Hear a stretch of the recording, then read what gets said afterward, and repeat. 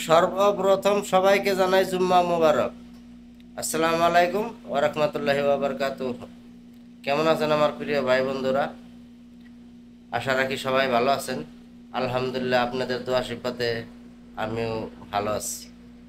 তো যাই হোক, আজকে প্রচুর গরম বাইরে। তো তার জন্য বাইরে আর কোনো ভিডিওটা বানাইলাম না। তে কইলাম রুমে যাই। তে রুমে আইসি, এই যে এসি দিছি, দেখুন এসি দিছি। এসি চলতেছে, তাও রুমটা ঠান্ডা হয়ে হারাহার নাই। সকালে সবাই ডিউটিতে গেছে, এখন তোমার কেউ আহেই নেই। তা আমার আবার আজকে দুই টিপ মায়ের অ্যাডভান্স টাইম পাইছি, অল্প ভালোই টাইম। তো এই হিসাবে আর কি করলাম, ভিডিওটা আপলোড করি, করে সবাইকে মোবারকবাদ দেই আর কি, দিয়া নিয়ে আর কি পরে নামাজ পড়বার যাই।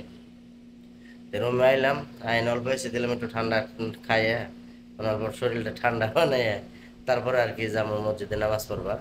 তো যাই হোক, আমার জন্য দোয়া করবেন সবাই। আর আমি সবার জন্য দোয়া করি।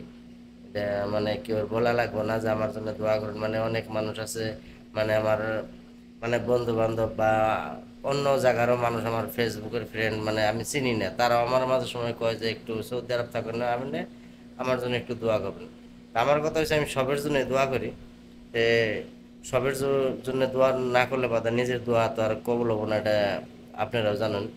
তো যাই হোক, তা আমি সবার জন্য দোয়া করি। তা আপনারাও আমার জন্য দোয়া করবেন, এটাই আমি আশা রাখি। তে দেরি করুন না আর, বেশি বড় কইরা লাভ নাই ভিডিও, কারণ বড় ভিডিও তো কেউই দেখে না। আর এমনি আজকালে কেউ তো ভালো ভিডিও দেখেই না, এটা আপনারাও জানেন, সব খারাপ ভিডিও দেখে। তো যাই হোক, তে বাই বাই কই যাই, নামাজ পড়বার নিয়ে যাই। আল্লাহ হাফিজ। ভালো থাকবেন, সুস্থ থাকবেন।